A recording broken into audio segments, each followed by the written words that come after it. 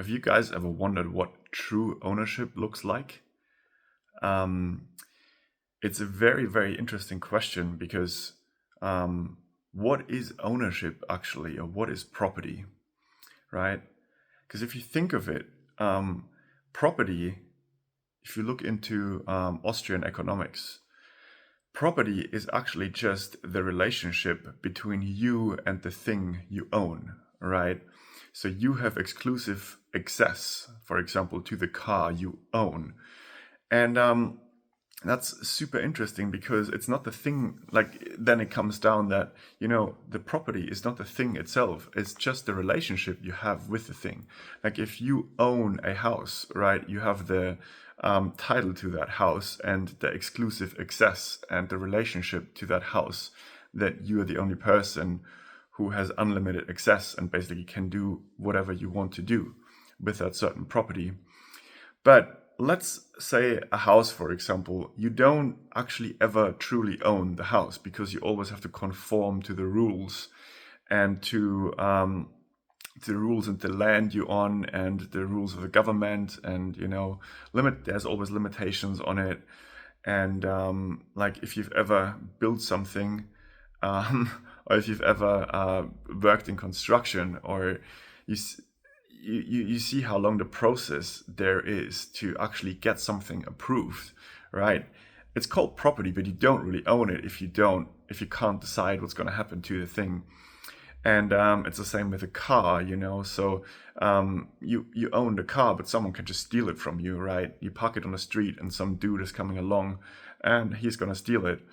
And this is the case with pretty much everything physical in the physical world, right? It always can taken away from you by force, right? Someone comes to your house and holds a gun to your head and says, "Oh, give me all the cash you have. Give me your watches. Give me whatever valuable things you have in your house," and you probably give it to them. And if you don't, he's probably going to shoot you in the head, and is going to take it anyway, right? So you don't actually truly own anything, right? And then it comes, to the point where you think about, do I actually own myself, right? Do I own my own body?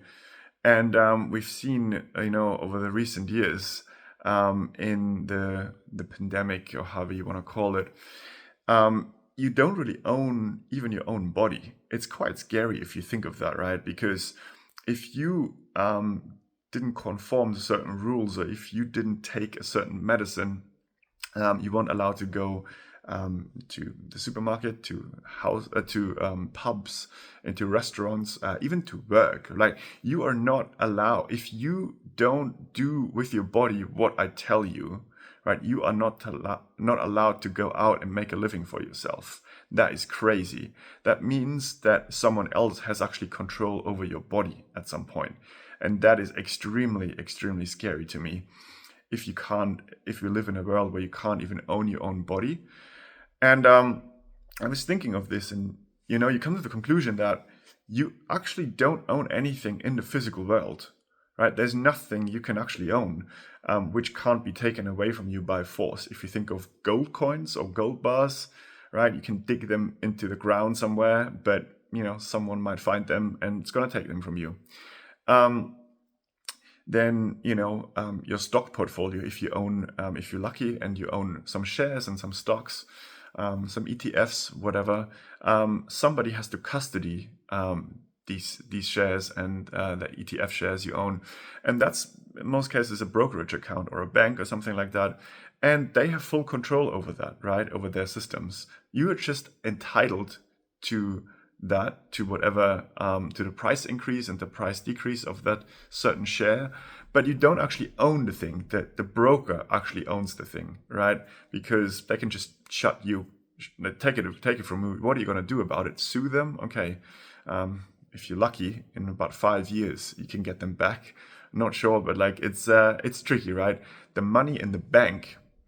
The money you have in the bank, you don't own it. The bank owns it.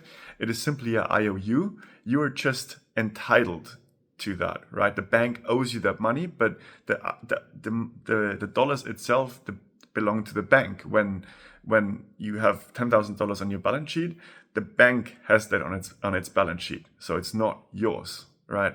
You're just entitled to it. The same with your house, you have to pay property taxes. You don't really own it.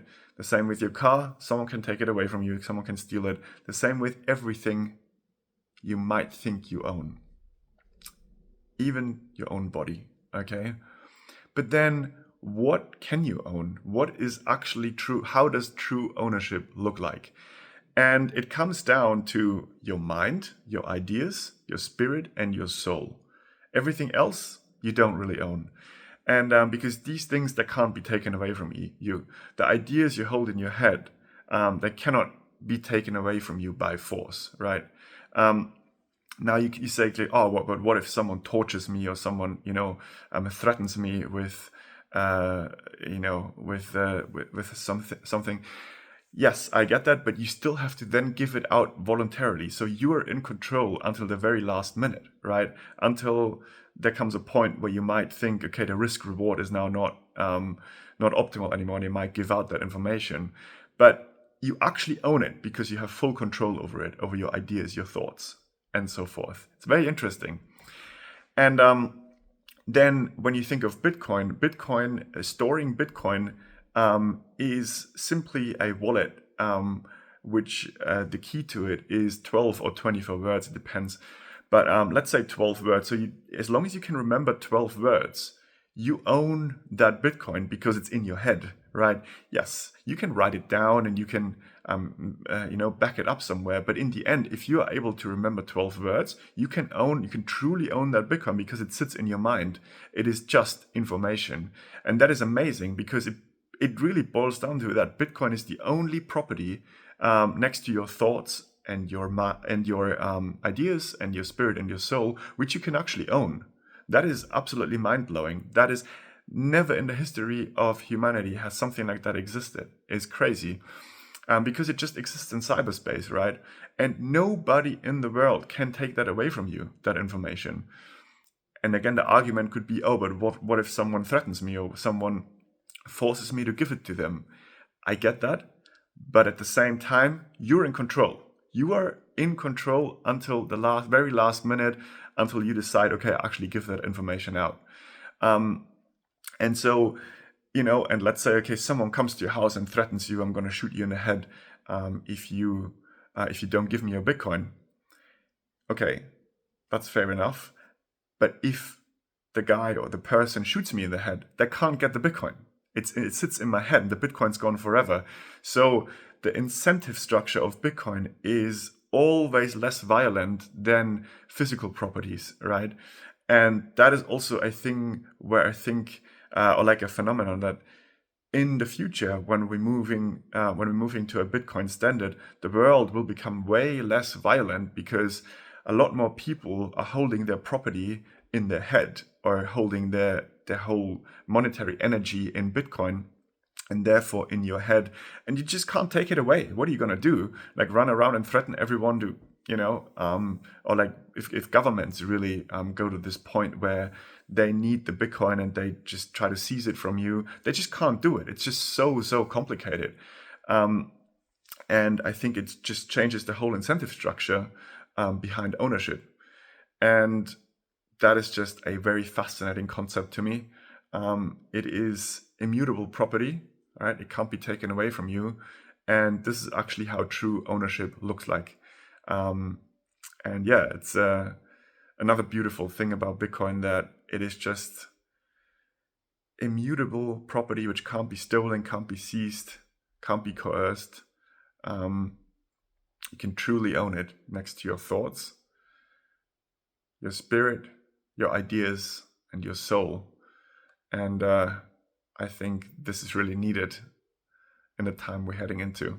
So yeah, very interesting to think of.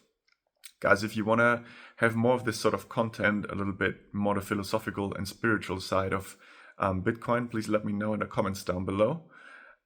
Give me a thumbs up and subscribe to the channel. I'm very grateful for that. And thank you very much for listening.